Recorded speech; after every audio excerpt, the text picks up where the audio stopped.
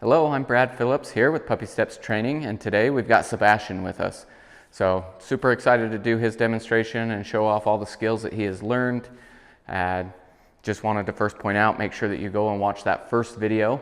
That informational video covers our 3 keys to success as well as our potty training and crate training expectations. So make sure you go watch that before you watch this one as we implement all those things into this training video. So this video, we are going to cover Sebastian's manners, his obedience commands, and his leash work. But before I dive into that, I do just want to touch base on a couple things here with Sebastian. So his potty training has been great. You are going to see him ring the bells. First and foremost, when I let him out of the crate, he hasn't had an accident in here for quite some time, so I'm really happy with where he's at that way. Crate training, he's been doing really well. He has not had an accident in the crate in a very long time. His biggest thing with the crate and kind of the biggest battle that we had with Sebastian was just not settling down. If there was anything going on at all, if he could hear anybody or he just didn't want to be in there, man, he screamed and he let us know that he did not approve of being in the crate. So we've spent a ton of time on helping him feel confident and comfortable in there, and you are going to want to make sure that you continue to utilize the crate. Make sure that you help him understand that that is a safe place. But if he starts crying, never let him out. If you think that he needs to go to the bathroom, tell him hush, expect him to settle down, give him 5-10 seconds, and then get him out and go to the bathroom. But then when you come back in, put him back in the crate and let him ride it out a few more minutes. So we never want to let him out if he is crying. We also don't want to give him any positive attention, so definitely don't come up and say, "Oh, it's okay, I'll let you out soon."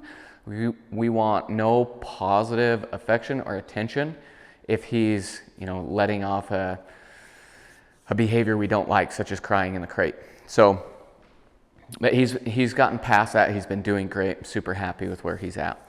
The other thing that you're going to see during this demonstration is Sebastian is a little bit impatient and a little bit pushy. So if you're not quick enough, sometimes he wants to tell you that he doesn't approve. He also, with his impulse control, so impulse control plays into like his stays, his place command, waiting at doorways, giving me that greeting, waiting for food. So impulse control really plays a huge part in all of a puppy's training, whether they're going to be well-mannered. So because of this, we need to make sure that we are prepared to follow through. So anytime we ask Sebastian to do something, in the back of our mind, we just need to be prepared to say, "Hey, oh, you broke, I'm going to help you do it again." And we're never going to let him get away with an incorrect behavior. So probably the biggest one that we notice this with Sebastian is actually the first manner that we're going to cover, and that is his gates and his doorways. So anytime we let Sebastian out of the crate or we go through a closed door, for us that includes the door going back from this room into the next. It also includes all of our exterior doors. It includes our gates outside as well as our kennel gates. Just any time that we are going through or I'm letting him out of a closed-in area with a closed door, I expect him to hold an automatic stay. So I don't need to tell him stay. He just needs to show that he's in control and he's waiting patiently for me to release him. So every once in a while, Sebastian will say, "I don't think they're paying attention," and he just takes off. So it's not like a hesitant little, "Can I stick one paw out?" Which if he did that, I would just correct him, close the door, tell him no. But instead he would wait, and he would wait till I'd take a few steps back, and then he would just try and crash out of there. If he does that, I'm going to tell him no. I'm going to go and get him, put him back in, and have him do it again. So he never gets away with that incorrect behavior. We don't want him thinking, "Oh, you know what, if I'm sneaky enough or if I'm fast enough, I can get away with this." And especially with coming out of the crate, that's one of his more excited times, as well as anytime we're going through an exterior door. Because honestly, if we're going through the front door, we don't know. There could be a delivery guy out the front door, or a cat, or just something that could be a very heavy distraction. So we want to make sure that we practice and we keep these behaviors in place. So I'm going to show you these gates and doorways right now as I'm going to let Sebastian out of the crate. So when I open up that crate door, if he sticks a paw out, I'll just simply close it and tell him no, but I'm not going to ask him to stay. I want this to be automatic. As long as he's stable, then I'll open it, I'll stand up and take a few steps back, and as long as he shows that he's being polite, he's in control, then I will release him. I'll hook a leash on him, we're going to have him ring the bells, and then I'll demonstrate this house door. So anytime I am going through a house door, especially early on with a puppy, I'm going to make sure that we have a leash attached. That way if he tries to run through, I can quickly correct him. I also open doors with my back towards the outside, so that way I can use my leg if needs be. But we've done a ton of practice with this, and Sebastian's doing great. I just want to give you a little kind of inside look of some of the behaviors that we've spent a little extra time on, and this being one of them. So we're going to let him out now.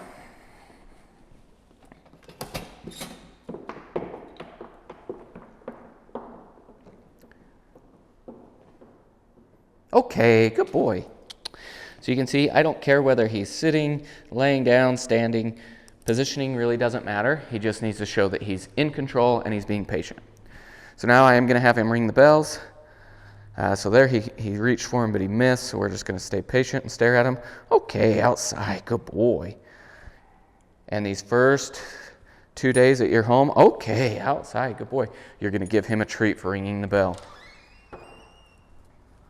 So same expectation here with this doorway. He doesn't need to sit, lay down, stand. It doesn't matter the positioning, but I am looking for him showing some control here. Okay, good boy. Okay, releases him through.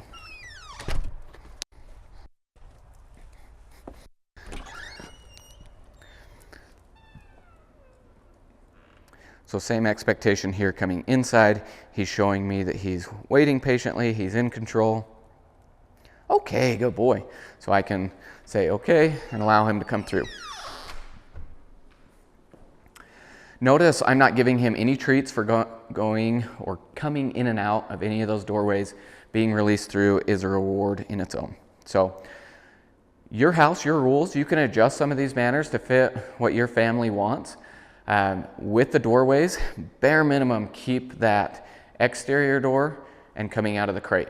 So those are times we really want to make sure that he's in control. And that behavior you can honestly create with any threshold in your home. So if you don't want him in certain rooms, you can practice that, right? Okay, so next manner we're going to demonstrate is his greeting, which is actually what he did right here, and then he settled into it down. So we have taught Sebastian that if he wants my attention, he needs to sit to get it. So we call it our greeting or our sit to greet. This just once again helps him understand that if he's in control, he's going to get my attention. So it's a replacement behavior for jumping. It's also a great way to build a relationship with Sebastian, as it's helping him engage with me, put his focus, and he's getting paid out for good behavior. With the greeting, I'm going to have you do an exercise, and really everybody in your family that's going to have regular interactions with Sebastian, I'm going to have you do this behavior, this exercise, about 3 or 4 times a day for the next 3 or 4 days. Just really building this relationship, helping Sebastian understand that the expectations are the same for you as they are for me. So this exercise, you're going to take a leash, put it on Sebastian, you're going to take your treat bag that I am sending to you, fill it with treats, and you're just going to take a few steps back, saying his name, and then waiting for him to sit. Once he sits, I'll say okay and give him a treat. I'm going to do this 3 times. So the first 2, he gets a treat. The third one, I'll give him a treat and some affection. So it looks like this. Sebastian, I take a few steps back, wait for him to sit. Okay, good boy. Sebastian. Okay, good boy. Sebastian. Okay, good boy, good boy. So this is a behavior that we've actually started to wean these treats off, and he just gets my affection or my attention. However, over the next couple weeks, I want you to be really consistent with paying him for this behavior. It's just going to help him recognize you as his leader and help him understand that he needs to be well-mannered and be in control for you. Now, if he didn't sit, if I said, Sebastian, and he just stood here and stared at me, I can take a step into him to help him understand he needs to sit. A lot of times if he's sniffing my feet, like especially this first time that he greets you, if he's just checking you out, I'll be patient there, but I'm not going to give him that attention until he does sit. And then once he sits, we can reward it. If he tried to jump up on me, same thing, I'm going to step into him and tell him no, off, and I'll bring my knee up. So you can see that as soon as I bring my knee up, he backs up. So the whole purpose of that is not to extend, we're not kicking the dog, but we are giving a quick, abrupt adjustment in our body language to help him understand that we didn't like that behavior. He knows that he's not supposed to jump up, and so we need to make sure that he understands that he can't get away with that with you just because you're a new person. So we tell him no, off, and then I wait for him to give me the proper sit. Once he sits, then I'll reward him, pet him, give him that attention. But he gets no attention for jumping up on me. If he tried to jump up on a couch or a cupboard or anything there, I would tell him off and clap. If I come down to his level and I'm petting him and he tries to jump up on me, I'll tell him no, off, and I will scoot him back. When I scoot him back, I'm not going to go, oh no, don't jump on me, and kind of keep petting him, because if I do this, that's not a correction. He's just like, this is weird, but at least he's petting me. So I need to slide him back, take my hands away. So our hands, you don't need to go get my treat bag. My hands give him treats, they give him pets, so he knows that good things come from my hands. So that's why taking those away, if he tries to jump while I'm down here, is a very clear sign to him that, he didn't like that. It's the same thing if he started to mouth on me. If I was down here petting him and he tried to bite my watch band, or if I was wearing my jacket, sometimes those drawstrings will kind of hit him in the face. If he tries to bite on any of that, I'll tell him no. I'll close his muzzle. So I'm not clamping down. I'm not trying to hurt him at all. It's just a quick no, and then I remove my hands. So it's the same thing. It's like, I don't like that.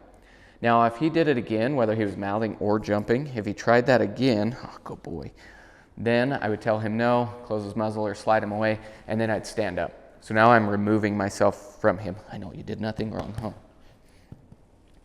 So I'm removing myself from him. Once again, that adjustment in my body language helps him understand that was an incorrect behavior. So now going back to jumping and this greeting. So if I went to give him a treat and he tried to meet me halfway, he jumped up, I'm going to take this treat away and tell him no. I can also tell him gently if he was like trying to snap at the treat. So gently, there's two expectations here. The first is 4 paws on the ground. Good boy. The second is having a very gentle mouth. We typically give him a treat in the palm of my hand. So I'll step closer. I'll put this in the palm of my hand, and then I cover it with my thumb, so that way I can control when he gets the treat. If he's being a little too mouthy, I can take it away and close that fist. He doesn't get the treat unless he's being polite. Sebastian. We have practice giving him a treat between my thumb and pointer finger. This is how kids like to give treats, and it's a great way to get nipped. But I want him still to be very cautious, so I can tell him, Sebastian, gently, and I expect him to be very soft. Good boy. Good boy. So all of this you're going to expect with your family. And during these first 3 days, you're going to put an emphasis on these manners just to make sure that it translates over and he understands that he has to be respectful to you. With strangers, I don't have the same level of expectations because they don't have a history with my dog. So that's why if you're going to introduce him to new people, you do it in a controlled environment. So if you have people coming over to the house to see him, you can start with him in a crate till he's calm, and then you can bring him out on a leash, and you can make sure that he's in control. So if I walked him up to somebody and he started jumping, I would tell him no, pop that leash, and get a little bit of distance from them. We'll do a simple little reset, which a reset is just having him sit for me, and then we could come back over. But when you're outside and you're on a walk and maybe you meet some strangers, so it happens all the time, you're on a walk and somebody goes, oh my gosh, your dog's so cute, can I pet him or can I give him a treat? So if somebody asks to pet Sebastian, 95% of the time I say, no, we're in training, and I move him to the side and I engage with him. So I have him sit in front of me, I reward him while those people leave, and then we can carry on walking. 95% of the time I say no. The 5% of the time I say yes. It's usually going to be people I know, so we might sit there and talk, or it might be little children. I have little kids and I'm kind of a sucker, and if they want to pet the dogs, great, we can do that. And I do a variation of what I just talked about. So if I was walking towards somebody, come here, and they said, oh, can we pet your dog? And I was okay with it. I would say, yes, his name is Sebastian, but he does need to be in control. And so I would have Sebastian do the sit for me. So I would stop, 5 or 6 feet short, have him sit for me, pet him, maybe even give him a treat, make sure that he's in control, and then you can invite them up. So I like inviting people to come that last 5 feet to us because I can control Sebastian. A lot of times if we walk all the way to them, sometimes that last 3 or 4 feet, the dog pulls because they're excited to see him, and we just reach out because we're there. We don't correct the dog. The other thing is maybe he gets a little too excited and starts jumping. It's hard and sometimes uncomfortable to correct your dog in front of other people.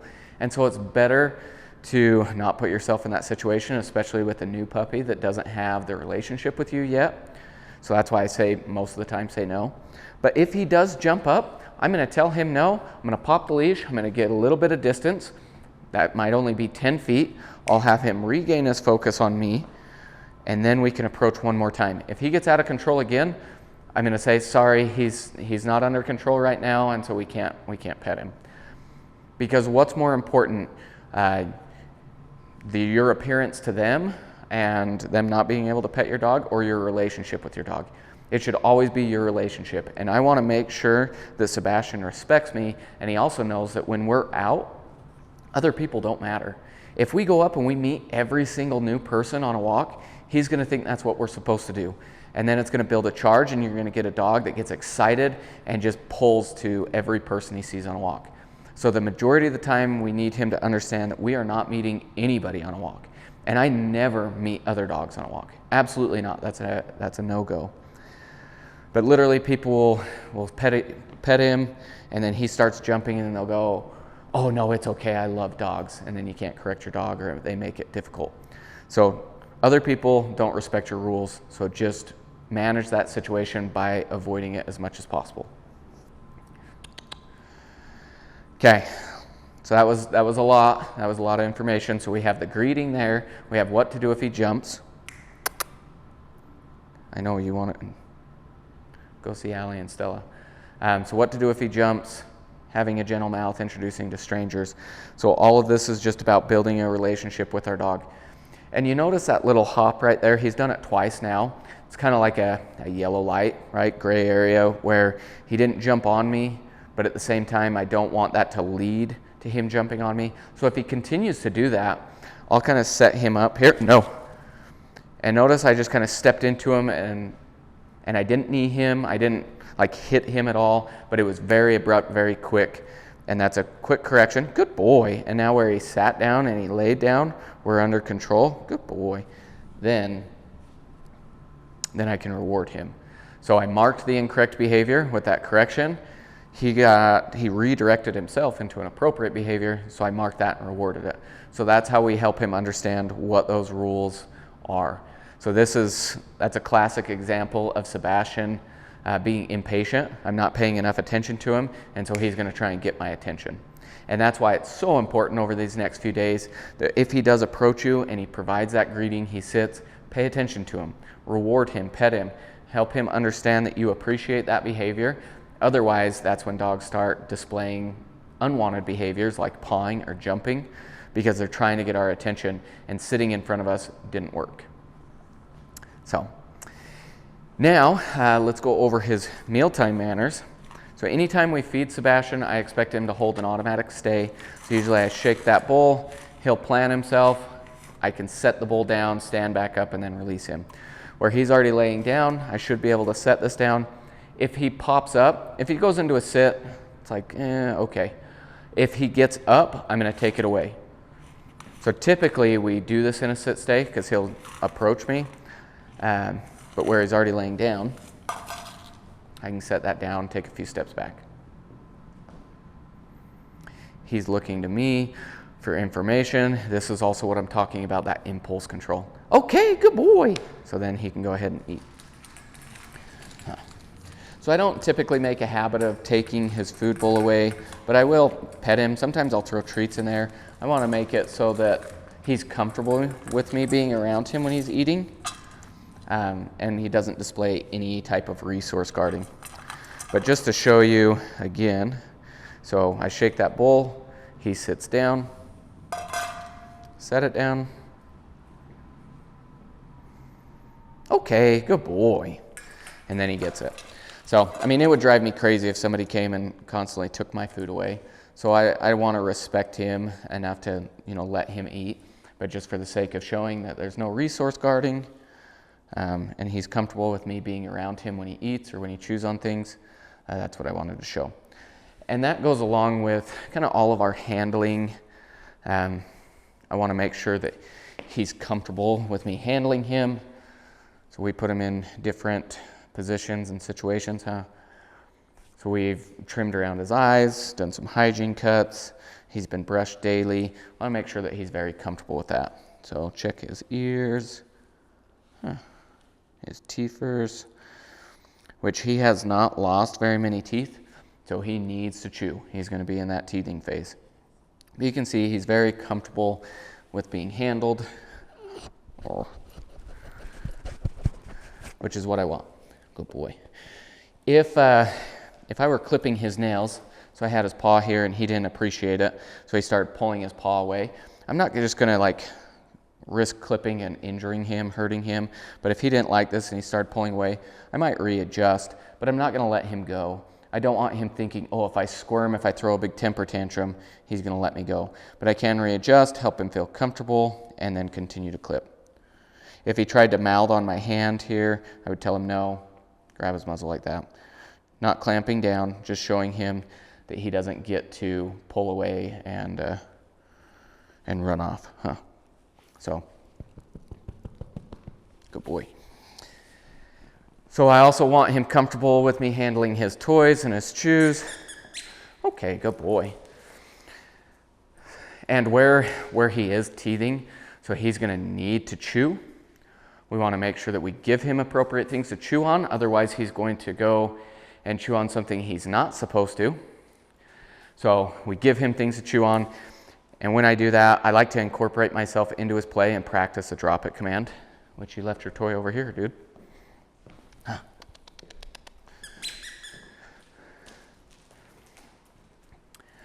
So when I'm playing with Sebastian, I don't always immediately take it from him.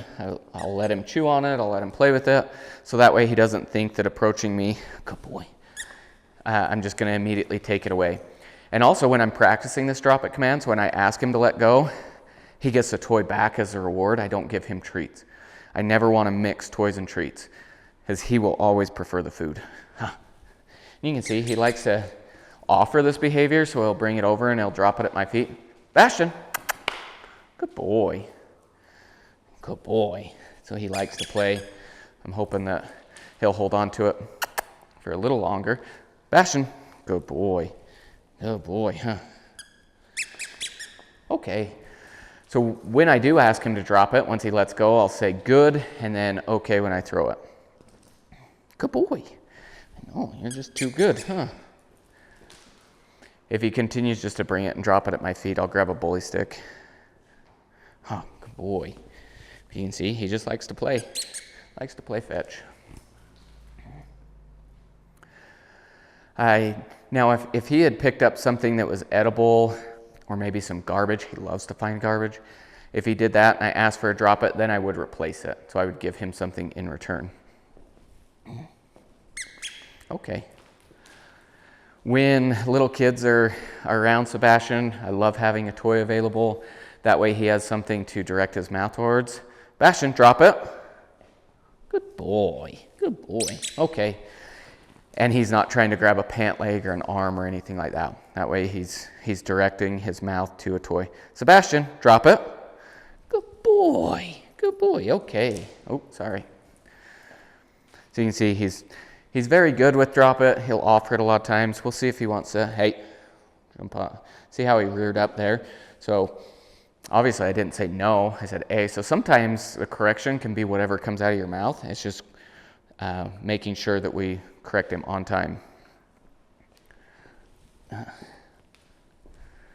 So bully stick here, something a little bit more high value, edible. Sebastian, drop it. Good boy. So he let it go. Now if I was going to take this away, I'd give him a treat, or I can just give it back to him. Okay, good boy. And make sure that we're going to be in control. Yeah, good dog. Sebastian, drop it. So I'll give him a second. No. Good. So there I gave him a correction because he ignored me. I thought he was going to spit it out, but instead he laid down and went to chew on it again. So I said no, and he quickly spit it out. If I said no and he kept chewing, then I would take it away. So the way that I take it away is I'll curl his lips around his canine, so just right across the top of the muzzle. But he was very receptive to that correction. He spit it out, so he fixed his mistake, so then I took it away.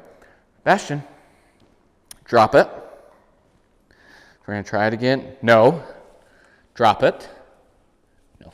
So there, he ignored me. I corrected him, and I gave him another chance, and he ignored me. So now, Sebastian, I'm going to have him earn it back. Hey. Nope. We're not doing crate command. Sit. Good. So he shows that he's in control. Now he gets it back for a second. I know. Gave you a bully stick just to take it away. Sebastian, drop it. Good boy. Good boy. So now I'm going to replace it with a treat because I'm going to take it away. So there you could see how if he ignored me, I would work through that. The other thing is if he goes and picks up something he's not supposed to be chewing on, so maybe some socks or a pair of shoes, something like that, I don't want to scream at him and tell him to drop it because I don't want him to think, oh, these are of value, maybe I should run and hide. Instead, I'll go up, I'll ask for the drop it, and then I will replace it and give him something to chew on. Oh. The drop it command is one that, especially where he offers it so well, I don't have kids do. Because kids, they don't follow through as well, and I don't want Sebastian thinking that he can run away when we ask for a drop it and play keep away. So, but I believe that's all of our manners. So the first 3 days, this is what we're focusing on. Commands will transition over really quick, very simply, but the relationship is what we want our priority to be. And the way that we establish a relationship is obviously spending time with him. So you want to spend a lot of time just, showing him affection, but also making sure that we follow through with these manners will help him understand that our relationship is that you are the new leader. So now we are going to move into our obedience commands. So the first command that we are going to cover is the place command. So the place command is my absolute favorite command. It's a very easy way to give him a job and have him not be right underneath your feet. So when I ask for this command, which we're going to use this bed as our place, which is probably my favorite thing to use this place, but our goal is to create this command into a universal command where I can send him to anything with a defined boundary. But especially for puppies, this is a very clear boundary, and so my favorite place to send him.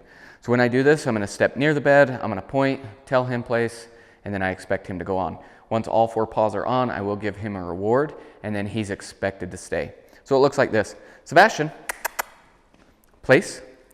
So I send him on. Good boy. Good. So I tell him good. I'm going to give him a treat, and then he's expected to stay. My expectation with this command is that he should be able to stay there for 2 minutes. And that's with various distractions. So the harder the distraction, the more I'll go over and reinforce the behavior of staying there. So if I had my 4 kids here and they were running around crazy, I might stay really close and just every 20, 30 seconds go, oh, good boy, and give him a reward and reinforce the behavior of staying. Now, when he's in place, he can get up and move around, he can lay down. It's not position specific, it's obviously place specific. Now, when he breaks, notice I said when because it's going to happen. So when he breaks, I just simply tell him no and I send him back on. I'm not going to immediately give him a treat though when I send him back on. I'm going to wait a few seconds, make sure that he's stable, and then I'll come over and give him the treat. And when I release him, when he's done, he does not get a treat for coming off because I don't want to build a charge. I want him to think he's going to get far more rewards by staying on that place than by coming off. So when I release him, it's just, okay, good boy. I will pet him, tell him that he's a good dog, but I'm not going to give him a treat. Sebastian, place. Good. So now let's add another variable, one of the harder distractions to do. No, place. So see there's the brake. I'm gonna send him back on. I'm gonna make sure that we're stable. So anytime he settles, that's when I can go over and tell him good.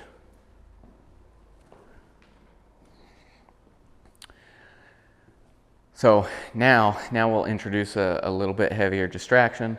So one, I might just walk around him. We're gonna see anytime that you circle him, he's gonna get up to watch you. And so that can become a pretty hard distraction. One of the hardest ones that I really love to incorporate in here is leaving the room.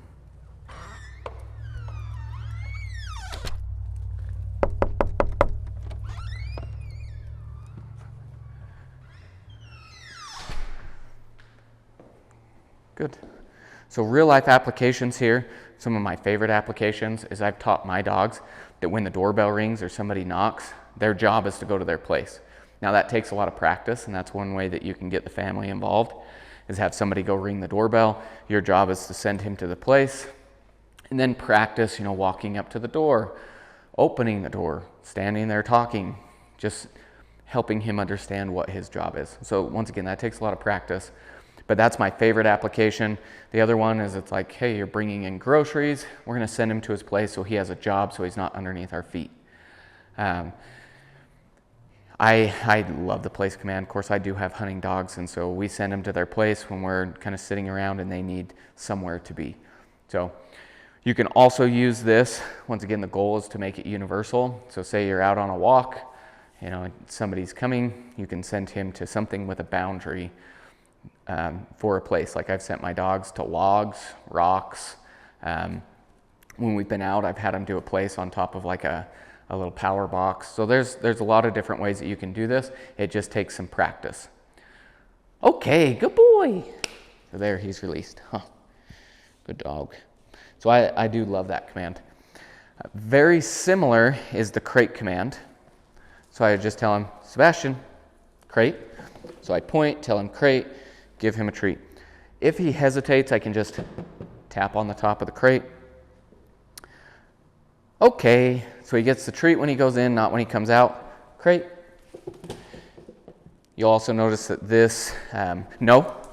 So here, that's a good example of what I mean, where he just like thinks that I'm slacking and he takes off.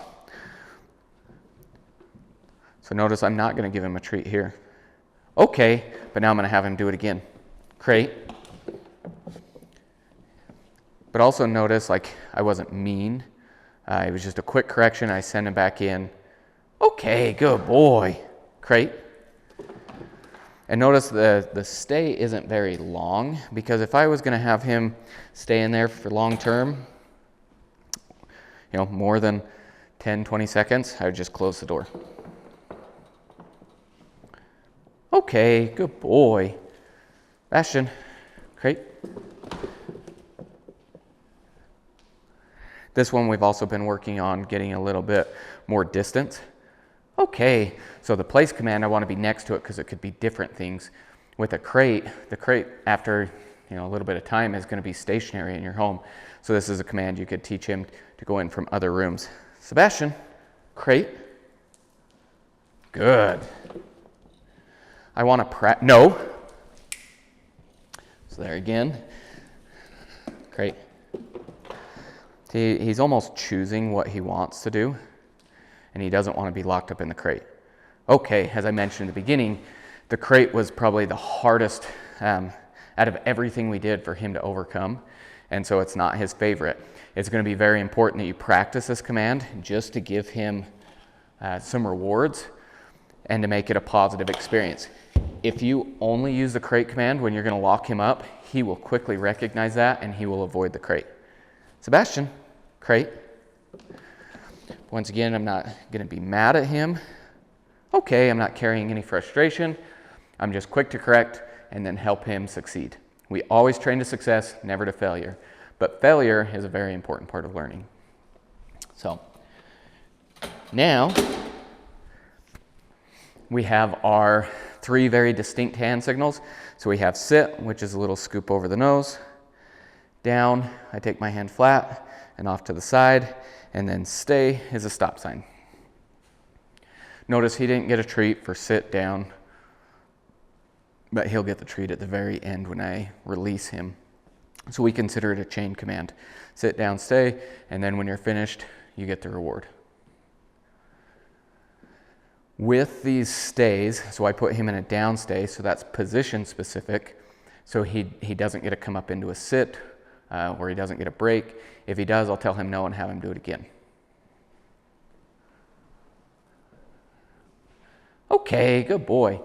Now, if I put him in a sit stay, and after a couple seconds he lays down, I am okay with that because he's getting more comfortable, and a down stay is more of a solid state anyway.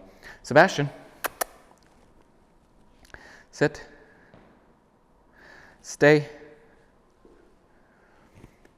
But what I don't want is him immediately laying down when I say stay, because I want to make sure that he distinguishes between the two. But if he lays down here, that's okay. And if he would have left right there, I would have been all right with it because I said the release word. But you can notice the difference between my normal speaking cadence and the way that I give him commands and the way that I release him. Okay, good boy. Good boy. So with all of this, if I have him, doing a command, so we'll use the down stay for an example. Sit, down. So here we got a little hesitation. He's just slightly confused. Stay.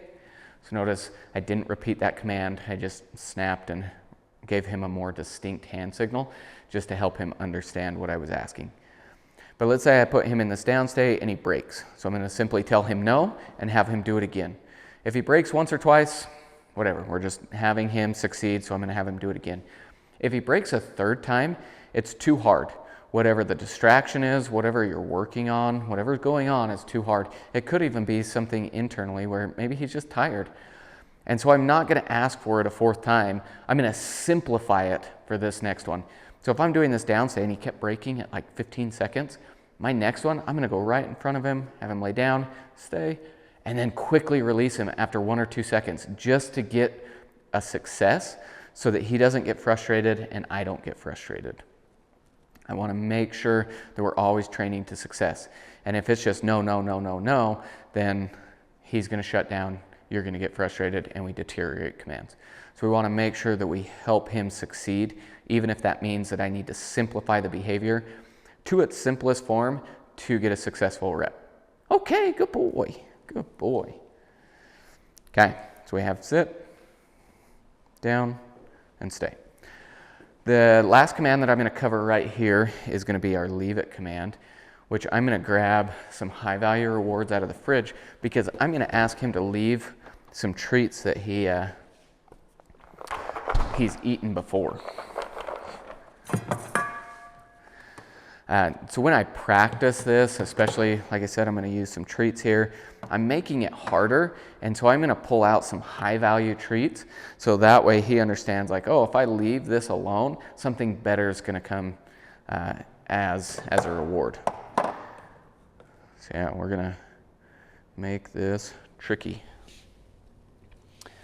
Typically, we practice leave it a lot on our walks because, like I said, he loves to find garbage on our walks. So we're always asking him to drop it and leave it. So notice I took a hold of the leash because I'm just going to spill this container of treats and then ask for him to leave it. So because I'm using this as a training exercise, I am prepared to follow through. Where if this was in your kitchen and you drop it and it shuts down, I'm going to tell him leave it and I'll step into him and separate him just to help him understand and not get fixated on treats rolling everywhere. So notice he recognizes it. Sebastian, leave it. Good boy. So here we're testing him. He knows that treats are there and they're spilled. So I asked him to leave it. Now he opted to walk away. I'm going to reward that. And I will continue to reward him as he continues to leave it alone. Good boy, Sebastian. So you can see this is a tough one for him. He knows those treats are on the ground. He wants them, and so we're just going to sit down. As long as he doesn't try and grab them, I'm okay with this. Nope. So here I've got the cheese in my hand. So this is a good example. Good. Notice my hands are delivering the treats, but also they're down at what I've asked him to leave, so that makes it a little trickier. So I'm going to switch hands here. Leave it. So there he kind of sniffed it. I gave him a simple kind of pop on the leash, accompanied with my leave it. Sebastian. Good. Hey, right here. But he was able to walk away from it. But now let's really test it here. We're going to walk. Good dog. Good boy. But that's what I want to see. Him willingly able to walk away from it. Now the hardest part of this is when I go to clean it up. Because once again, my hands have the treats, and now they're going to be stuck down in here with what I've asked him to leave. And I don't want him thinking that he can eat it just because my hands are there. So if he tried to go, nope. So there, I'm going to quickly push his head away. No, leave it. So there was a good example, once again, of Sebastian thinking that if he's just fast enough and pushy enough, he'll get it. So you have to be ready to follow through. No, leave it at all times. No. So here he keeps pushing his way in, so I'm going to slide him away. Notice I'm not being mean, but he has to understand that there are boundaries. No. And just because I'm down next to it doesn't mean that he gets to eat it. See, he's a lot better if I'm standing up and I'm really following through and being consistent with that. But once you go down and your hands are in the thick of it, he thinks, oh, maybe I can quickly grab one. So that's something to pay attention to. So if you're practicing with food, something like that, which is a great practice, that's a very hard setup, just be prepared to follow through. And if he was able to actually grab a mouthful of those treats, I would open his mouth and dig him out.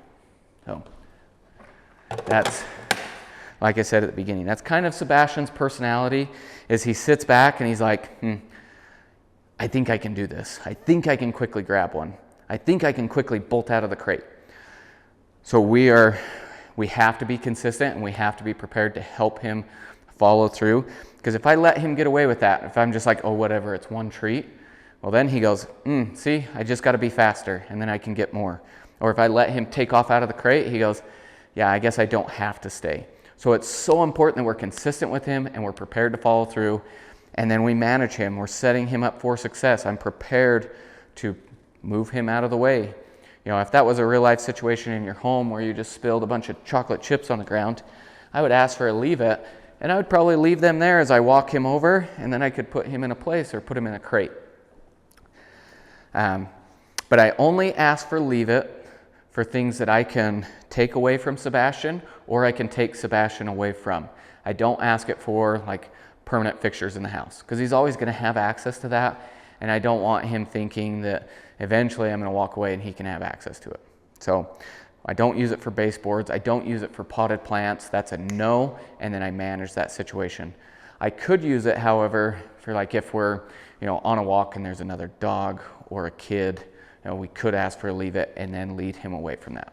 So, but that is, that's a harder one. The leave it command is a little bit more advanced, so make sure that you practice it. Now, I am going to quickly adjust the camera angle to take advantage of a little bit bigger space in the room, and we're going to go over his leash work. So let me switch that around and we'll keep on going. Heel. Good boy, Sebastian. Good boy. So in this leash work section, good boy, we're going to talk about our heel, what to do if he pulls, engagement, our long lead walk, and our recall command. So we're practicing the heel right now. The heel is for you. This is not how we exercise Sebastian, so it's not for him. This is for you. This is a very structured walk. This is getting from point A to point B. This is not a leisurely walk to exercise him. It's like if we're in a store, we could do a heel. If we're getting past the distraction, we go into a heel. So this is more of an advanced walk, and you need to practice a lot in order for this to transition over to the same standard that I have it. Because the heel is based on a relationship. He needs to trust that I have his best interest in mind and I am going to take care of him. I also need to trust that he's going to put his attention on me and avoid paying attention to a distraction. So that's where it gets tricky. If we're passing another dog, that's a lot to ask for a puppy that doesn't know you to completely ignore another dog that may be barking at him. So practice a ton. That's why we're going to show you, of course it's snowing outside, but we're going to show you inside, and that's where I would start. If you have an area where you can just walk around the kitchen, practice just rewarding him for walking nicely and paying attention to you. So my expectations for the heel is that he's on my left side and he's staying next to me, matching my pace, and he's paying attention to me. So I'll practice with no distractions, and then I'll slowly introduce more and more distractions. So we start in the house, walking around, always doing well. Let's go to the backyard. We'll do some laps. He's doing well there. Let's go to the front yard and just go back, down a house, back a house, down a house, back a house. But focus on rewarding him and giving him feedback and making sure that he's being in control and that he's focusing on you. So the heel is far more about quality over quantity. I do the heel in short bursts. So it's like, oh, here comes a jogger. You're going to heel for the next minute while we pass him. Oh, here, there's another dog ahead. You're going to heel for the next 2 minutes while we get past him. So that's the goal, is short bursts. And when we're practicing this, it might be 30 seconds of really structured focus, and then I'll let him out on a long lead and let him have a space. So this is 100% getting past the distraction, getting from point A to point B, and not about exercising him. So when I start this walk, he's going to be next to me. This is already a short leash. I'm only going to give him maybe 2 feet of space, and then I'm going to tell him heel, and I'm going to start walking. Now he should be on my left side, right next to my knee. Good boy. As he looks up, I'm going to give him feedback. Yeah, that's a good dog. If I want him to ignore a distraction, I probably better be pretty distracting myself. And at this age and where he's at, food is a pretty good distraction. Good boy. But I'm going to keep giving him that feedback so that I can keep his focus. Good boy. Good dog, huh? So I'm just kind of talking to him, giving him that feedback about every 20-ish seconds. I'm going to reward him. Good boy. He's expected to match my pace. So we're going at a pretty easy pace, but if I quicken, he's expected to follow. Good boy, Sebastian. One tip is that when you're passing a distraction, he's on my left side, put the distraction on my right side. So that way my body language or my body can block him from that distraction. If you notice that first lap, he kind of thought we were going to the bed, but as soon as I stepped in between, he quickly fell back in line. Also notice when I stopped, and he sat down. That's my expectation. Now, if I was going to be here for a while, I would probably tell him to stay, so if I'm talking to somebody. But he's also getting tired, so he's just going to lay down. So that's my expectation with the heel. Like I said, practice and build a relationship. I would not go out on a walk where there's going to be distractions and expect him to heel in the next week. Like, he needs to decompress, he needs to build a relationship with you, and you need to practice and make sure that you get comfortable handling him before you go throw in another dog. So take your time with this one. Now, he is never allowed to pull. So even if he just put this tension in the leash, like if he just kind of leaned in, was checking something out over there, I consider that pulling. So I'm going to do something to correct the behavior. Now, if he's not like physically digging in and trying to pull, but he's a little distracted, I'm not going to give him a heavy correction. Instead, I'll just maybe say his name, maybe some kissy noises, just something to get him to focus on me. I also may use the watch me command here. So the watch me command is just to get eye contact, which, you know, he pays pretty close attention, so it's kind of hard to get him distracted sometimes. We'll try and get him to look down here. He's pretty focused. We'll throw it in randomly. Watch me. Okay, good boy. So there, he shifted his focus off of my boot to my eyes, and then he went to my hand. But I'm not looking for prolonged eye contact. I'm looking for that break in his focus of a distraction meeting me. So split second, mark it, reward. It's a great way to shift his focus off of a distraction back to you. So if he's not really, pulling, he's just a little distracted, I'll use that. Once again, I might use kissy noises, just something to regain some attention. But if he started to actually pull, then I'm going to correct him. So if he started to pull here, I would say no, and I'd pop the leash twice. So I'm not just going to yank him back, because if you notice, I use leash pressure to give him direction when we're changing direction. I'll go out when I'm stepping into him. I'll give him a little tension back when we need to sit. If I'm going to turn this way, which he didn't really sit, so we're going to do that again. I'll give him a little tension back. Perfect. So my correction is not pulling against him, it's popping the leash. Never to inflict harm, 100% to regain attention and help change behavior. So if he started to pull, I would say no, pop, pop, pop that leash. If that works and he shifts his attention back to me, I'll mark it with good, but I'm not going to give him a treat until we take like 2 or 3 more steps and he shows that he's back in control. If he didn't acknowledge me and he just kept pulling, I will do that 1 more time. So I'm only going to correct him like that twice. So it'd be no, pop, pop. He ignores it. No, pop, pop. So I get a little bit more firm. I have to change it up. I don't just want to keep doing the same thing over and over again. If he regained his focus, I would quickly tell him good, but take a few more steps before you give him a food reward. But if he continued to pull, at that point, I'm coming to a complete stop. We are never progressing towards a distraction if he is pulling. So I'll come to a complete stop. I expect him to notice that. So I'll give him that simple leash pressure back, help him sit, and then I give him like a little pep talk. And it's like, hey, you need to focus on me.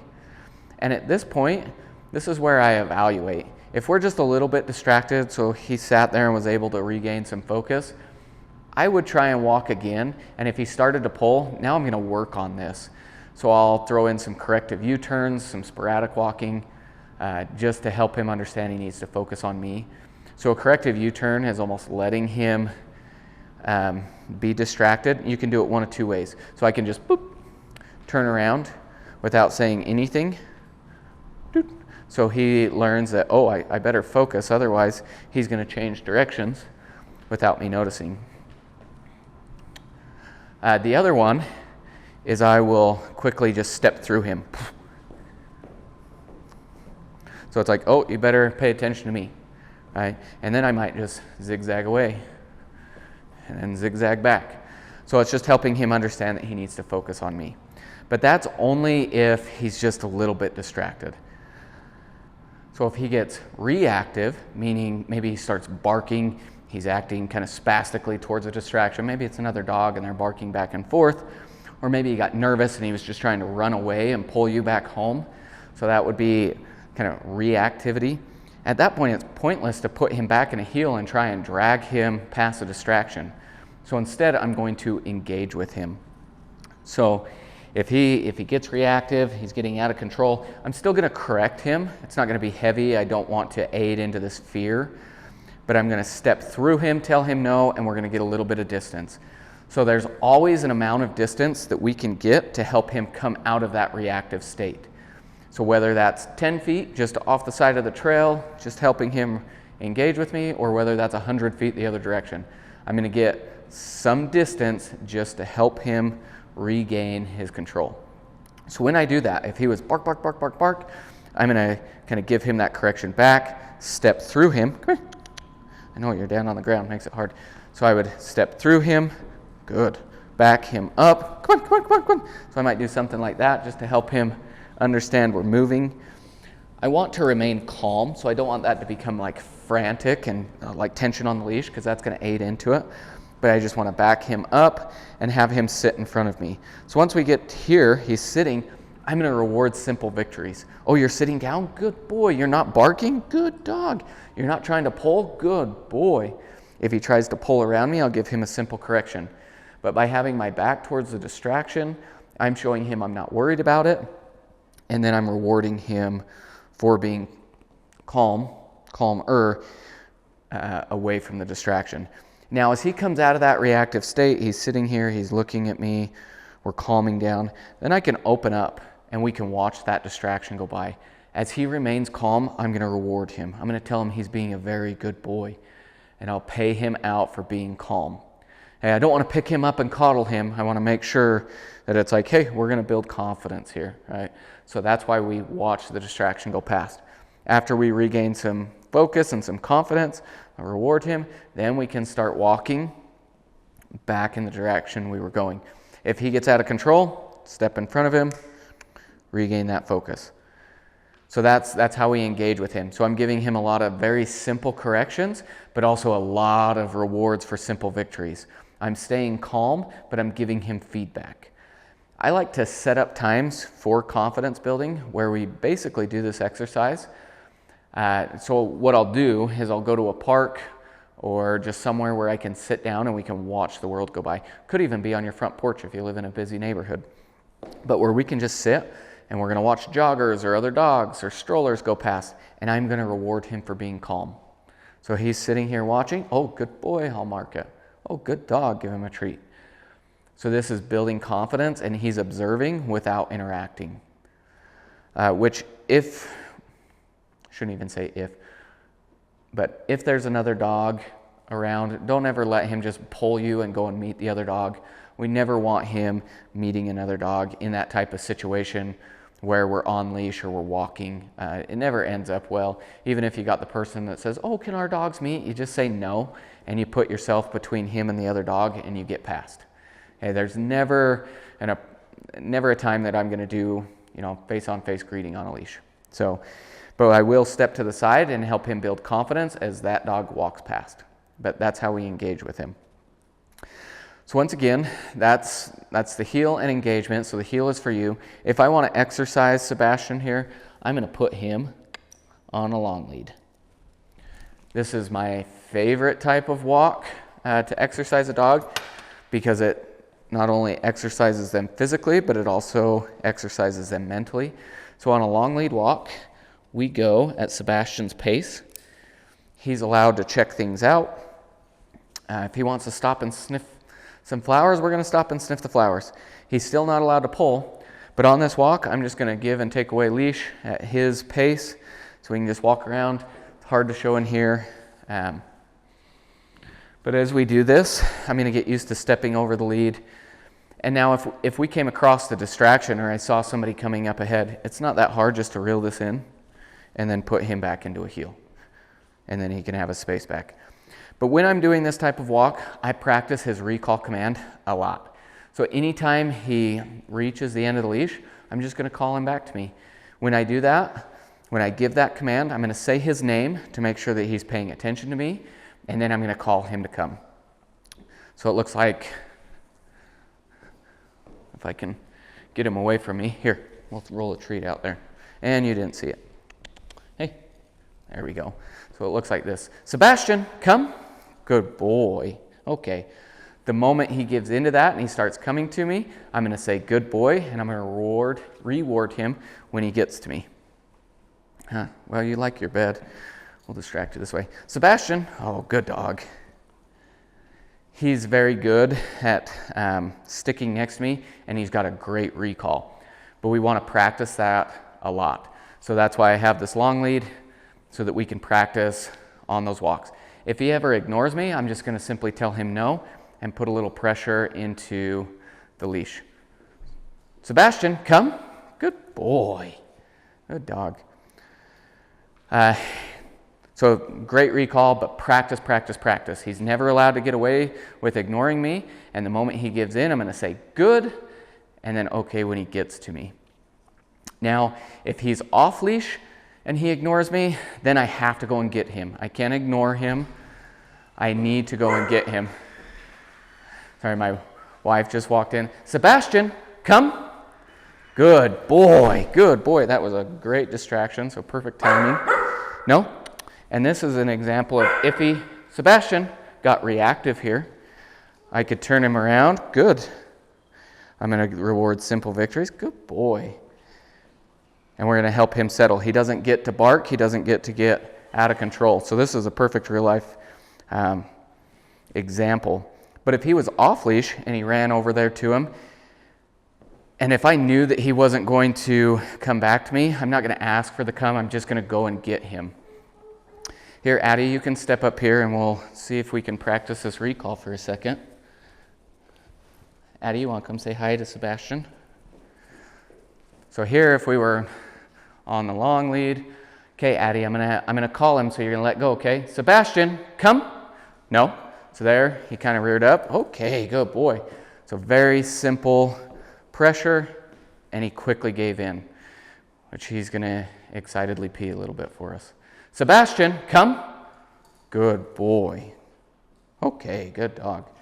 So if he was off leash, if I called him to come and he ignored me there, I would quickly tell him no, and I'd start walking towards him. Good boy. The moment that he turned and started coming back to me, I would stop walking towards him, start walking back, tell him good, and then reward him when he got back to me. Good boy. So I'm always going to help him follow through.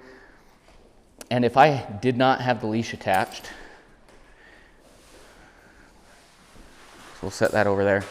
And let's say I called him, and good boy, and he ignored me, and I had to walk all the way to him. When I got to him, I'd take his collar, hook on the leash, and then I'd say, Sebastian, come. Good boy, good boy. So that way I could help follow through. But he never gets to ignore me. He has always got to come back when I call. Good dog. Okay, so that's everything with Sebastian's demonstration. Thank you again for allowing us to train him. He's been a very sweet dog. And let me know if you have any questions. But I look forward to sending him to you, and I hope you really enjoy him. Thanks.